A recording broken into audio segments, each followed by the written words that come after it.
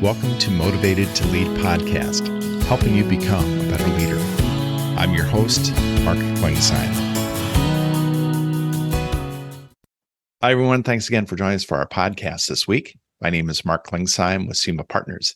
Each week, we interview leaders and they share lessons learned from their careers. Our goal is to help you become a better leader. If you're new to our podcast, I encourage you to go back and listen to some of our previous guests. We have some great guests that are coming up in the next few months. And this week, we're going to revisit a conversation that we had with Diane Honda. Diane is the Chief Administrative Officer at Barracuda Networks, and she is also the General Counsel and heads the HR function for the company. She has just an interesting background, and she's going to share lessons learned in her career. Looking forward to this week's conversation with Diane. Yes, first off, Diane, can you give us just a little bit of overview of your career and a little bit of your story? Sure, of course. So I started my career as a software engineer at Hewlett-Packard Company right after graduating Carnegie Mellon with degrees in computer science and business. And I always knew that I would stay in business and technology. And I took advantage of an opportunity to attend Santa Clara Law School and focus on technology and the law, because I wanted to build the skills to be a C-suite leader in a technology company. So I've had the pleasure to have positions in engineering, business operations, channel marketing, and legal. And my first leadership role was as a general counsel. And I now serve as Chief Administrative Officer for Barracuda, which includes our legal, human resources, compliance, and facilities functions. I also serve or have served on several nonprofit and governing boards, and I look forward to serving on corporate boards as I further expand my career. Great. Well, tell us a little bit about your company and what you do. So Barracuda is a cybersecurity company. We have solutions for email protection, anti-phishing training and education for employees, network and application security, which includes firewalls, web application firewalls, and a whole suite of products that are really designed for small and medium-sized businesses to have one company that they can look to help protect their network and their systems from the ever-growing and ever-changing cyber threats that are out there. Barracuda has over 220,000 customers worldwide, and we have grown over the years, being public at one point, going private a few years back, and throughout just continually focusing on our customers, our partners, and really that mission of making sure that we protect them through their entire business journey for life, for their applications and their data and their networks. Okay, and that's a current event this week with all that's going on with cybersecurity, and it's definitely at the top of everybody's mind right now.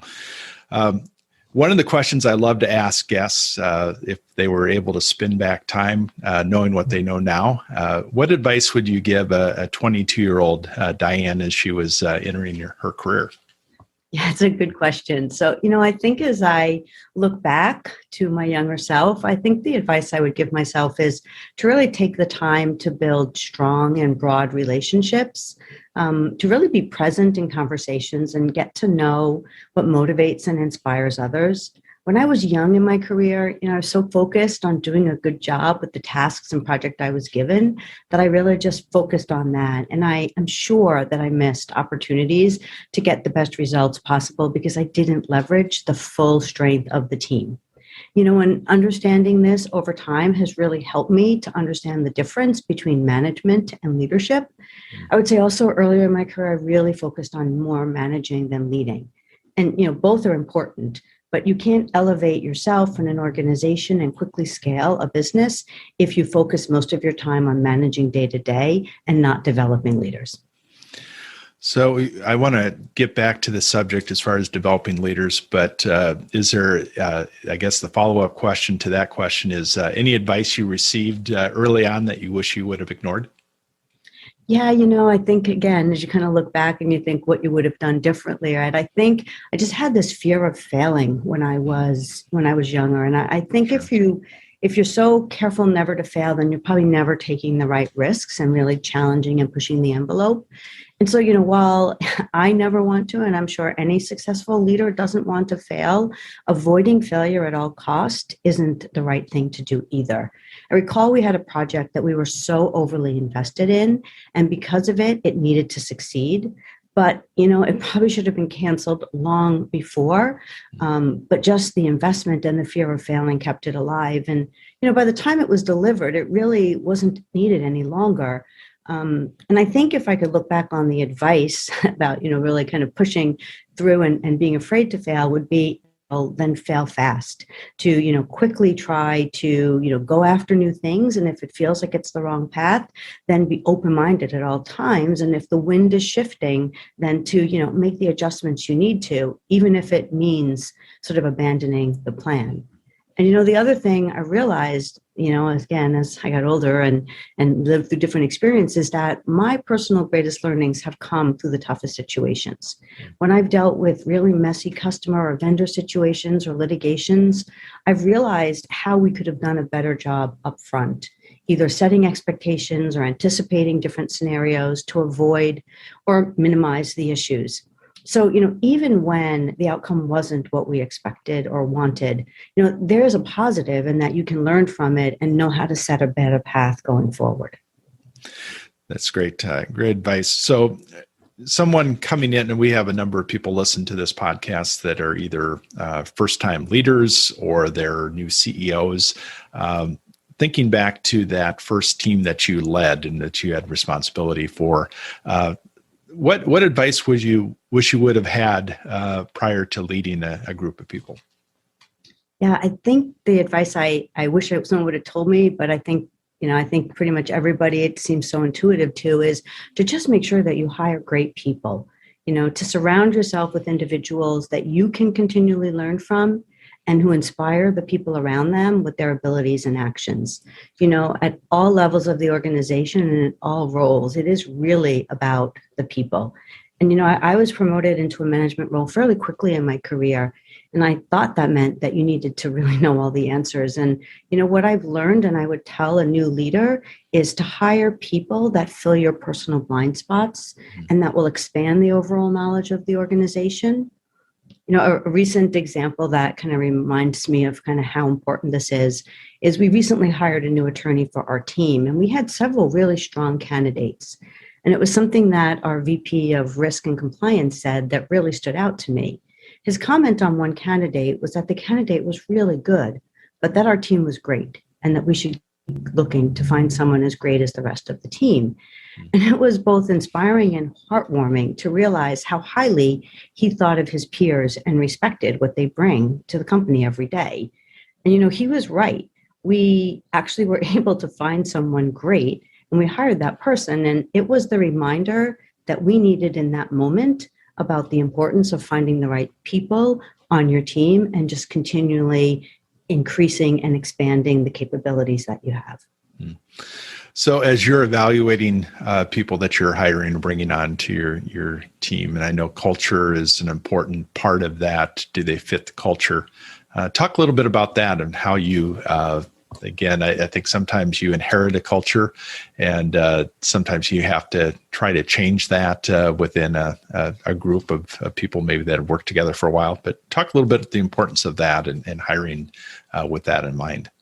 Yeah, I've always actually felt that you can train people on technical skills. Mm-hmm. You can't train them on that soft customer service or just their orientation and kind of how they feel about and treat people. It's just an innate sort of skill that I think is developed over time. You can always improve upon it, but I think there's just something that really sets different personalities and different people apart. And at Barracuda, our culture is super important to us, and one of the things that I try to focus on across all of the teams I manage is that we are a service organization to the rest of the business. So my legal team is a service organization, right? We are here to help the business grow. My HR team is a service organization. So sure. I think the most important piece of the culture for the team I manage is really that service orientation. And so we look for that when we're hiring people.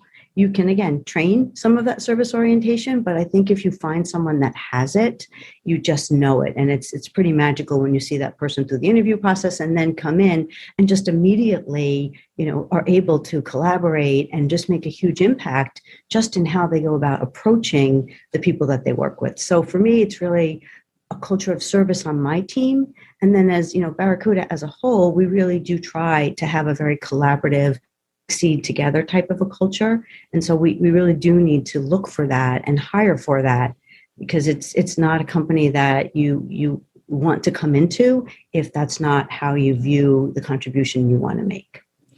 We had talked earlier about the whole idea of celebration, that is the importance of that. And I think, looking back on this past year, I think a lot of people have been worn out just with everything going on and, with COVID and that. But talk a little bit about your perspective around that as far as you're leading the importance of celebration. It is really important to celebrate the victories wherever they are, big or small.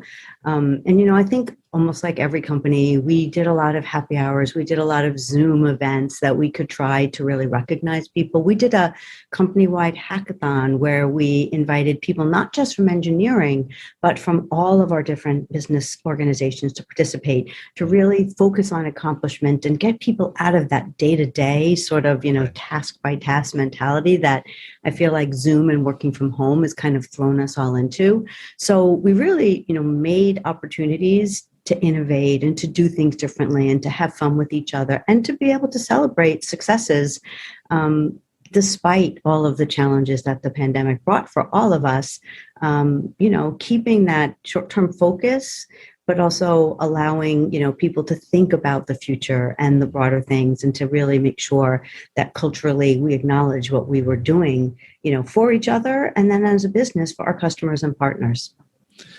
So having gone through this past year, what do you project as far as kind of coming out of COVID, and things are in some parts of the country are loosening up more than others, but what do you see changing in the workplace, and maybe what things do you think will continue to be true as far as from the changes that we've made in the past year? Yeah, I wish I had the crystal ball to explain exactly what all will be different in the future. But I think that from everyone that we've talked to, there seems to be a pretty broad range of perspectives on what the world will look like post-COVID, right? There are some people, I think, that have worked from home and never want to go back to the office, although from, what we believe, who we've talked to, that's probably the smaller percentage. And then there's the group of people that can't wait to get back in the office. And we've had our offices open for a while at Barracuda. In fact, we do our manufacturing in San Jose, California. And so we've had a manufacturing team working all through COVID, trying to keep them safe and change the protocols. So we've never really gone all remote through this process. And we get a lot of feedback that people want to come back to the office as well. And then, there's those in the middle, right, that want to come in sometimes because they really miss that personal collaboration and engagement. But, they also see the value and ability to work from home. So I think that the way that people treat the office and think about it will be different. I also think the digitalization and the fact that we have just leapfrogged years in terms of advancement, in terms of how we're able to communicate and work effectively through all the digital tools that we have, that has changed and that's here to stay. And, one of my personal passions and one of the organizations that I volunteered with for many years was a public school board. And, the transformation in education, would never have happened to the degree that it's happened. And I think it's really amazing because now that we can incorporate these technologies and tools into our curriculum and into our schools and really have a much broader reach and individualize how we view it is just tremendous, right? So I feel like that whole digitalization has changed not just the business world, but it's actually changed and hopefully will continue to change our education system as we go forward. And I think, you can always find a silver lining. And I think that is part of the silver lining that you can find through this whole pandemic. So you're in a technology company. You've got a background in technology. Are there any apps that you can't live without, or technology that's made you more productive? Yeah, there's several of them. I love my iPhone, and being able to work from anywhere as a working mom, that has given me just a Sure. tremendous sense of freedom that I'm sure any working mother would appreciate. The one tool that I would say when it came out that really just sort of was like transformational was e-signatures, right? As a legal professional at the time, I remember trying to, mail paper back and forth. I remember PDFs and trying to get people to sign that. And, when signature tools like Sign Now and HelloSign came out, and we could just go on our phone with our app and get everything signed, I remember walking over to several of our executives at Barracuda and literally installing it on their iPhones for them to make my life easier. So, and I think it transformed their lives as well. So I think, in general, just it goes back to that whole digitalization, right? Once you get something that really empowers you to be more effective and efficient, then there's just no going back. And that was just one example of how it just fundamentally changed how quickly and easily we could all do our jobs. So I know as an executive, you continue to have to stay on top of the trends and things that are going on in the marketplace. How do you stay current as far as on just all that's changing? And you've got a lot of different areas with the legal side as well as HR that is constantly changing. How do you stay current? Yeah, I think it's probably two things that you do, and I'm sure there's others out there as well. But I try to read every newsletter, every email that I can get, just to really kind of see what's happening and the topics that keep coming up through the various materials that I read. And then the other thing is I attend very selectively sort of key webinars and seminars on topics that allow me to really keep current in it. And so those are probably the two things. And I think the third thing is that I'm never shy about asking, another expert, for their advice and thoughts on it. And so I feel, really grateful for people that will take the time to, explain things and talk to me about topics. And so I try to give back and I try to ask. And I feel like one of the things that you really have to do to stay current is to talk to people and understand where they're at and the problems that they're facing and how they've handled it. So I think it's just a combination of, reading the material that you get, really focusing on those seminars that you can get a lot out of, and then leveraging the expertise that's out there and taking advantage of it. So any favorite quotes that I think are inspiring or that have made an impact on you? Actually, I'm someone who keeps a list of quotes. Okay. As I read them and I come across them, I just kind of file them away in a file on my iPhone. And at different times, I actually look at the different quotes because depending upon where things are at, certain ones have more significance than others. Sure. And one that I've gone back to a few times this past year, and which has just stood out to me now, given everything of this past year, is a quote that is, now and then, it is good to pause in our pursuit of happiness and just be happy. And it's such a simple quote, but to me, it's yet so profound because we're all so busy racing to our next event, meeting, job, that sometimes you just forget to realize what you actually have in front of us right now. And I use this quote, when I'm sort of harried, just to pause and take a breath and be thankful. And, I realize that I and other leaders want to always do more and accomplish more. And sometimes it's just really important to focus on the tremendous ability that you can make an impact with what you have now, where you are now. And, the other thing is that I think that quote also just reminds me that this past year has shown us to be really appreciative of what we have, because there are so many things that we can't control. And, while there were negatives, right, in the pandemic that everybody faced, and, I think hopefully none of us ever have to repeat some of these things again, but there were also some positives. And I think that, again, you just have to really take a breath and think about controlling what you can control and some of the positive things that came out of it, and not always be chasing, for that next thing and just kind of missing what you're experiencing along the way. So that quote just has meaning to me. Yeah, that's a great quote, and definitely, I think to be thankful and to have that sense of pausing, to not be focusing just on the problems you have, but what you have to be thankful for.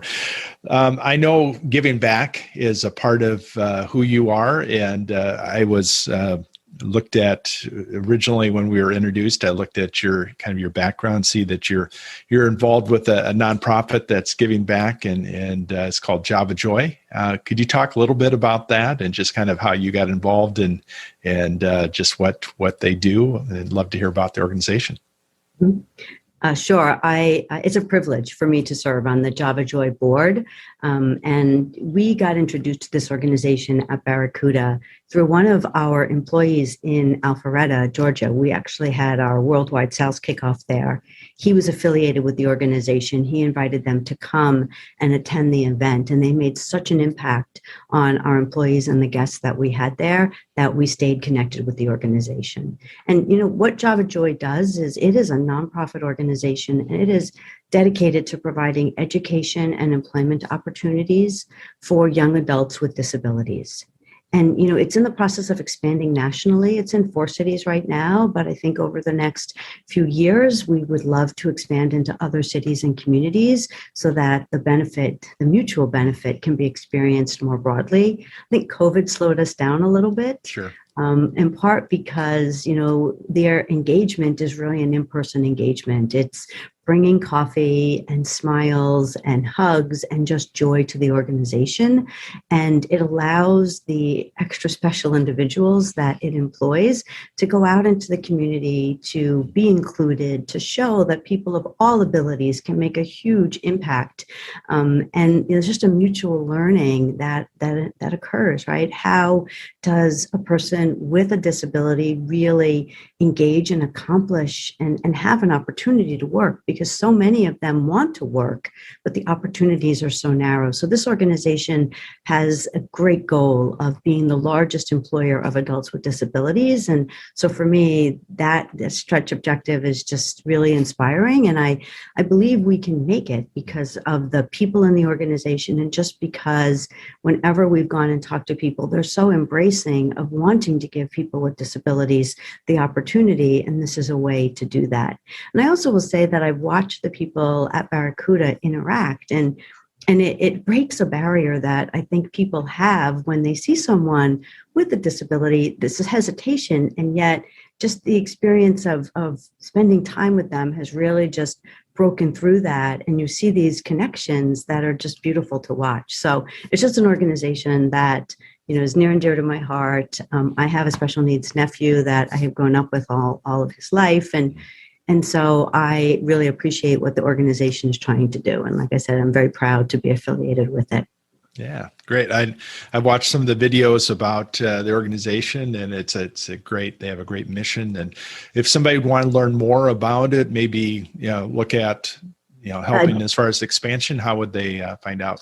Yeah, just go to Java Joy's website, JAVAJOY, and you can look at the communities we're in. And if you reach out and talk to any of the employees there, certainly they'll help. They can also reach out to me on my LinkedIn, and I'd be happy to connect them with the right people, either to just do an event, even if you're Sure. a school or a church or a business, and you just want to have them come in for an event when we can all be together in person.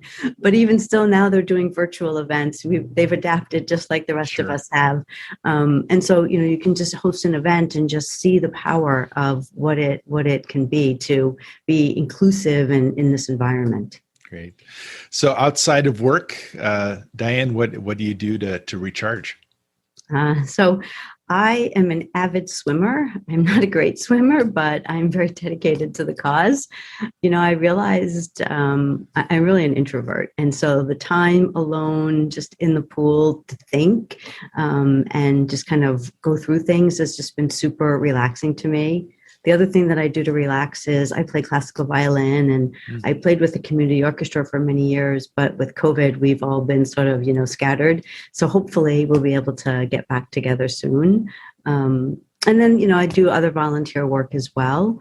And I guess, the final thing is, as a mother of two girls, I spend a lot of time with them and, try to be an active part of their life as well. So any parting advice that you would give to a new or up and coming leader?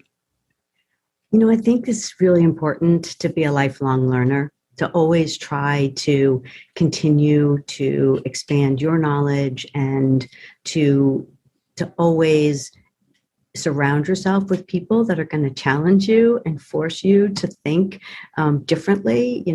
Different perspectives generally are needed to make the best decision possible. And I think you have to embrace that, learning from other people to understand the perspectives that they have. I think the other thing that's really important is just having the courage to speak up and to find a way to sometimes put that topic or that perspective on the table that everybody might be thinking, but is always a little bit afraid and hesitant to do it, and to learn to basically put that out there in a way that keeps the dialogue going as opposed to shutting it down. So I think those are really important. And I think the other thing is just, you can sort of tell from my, volunteer activities, I just think it's really important to be inclusive and to, embrace all of the different abilities and capabilities of people and try to create opportunity.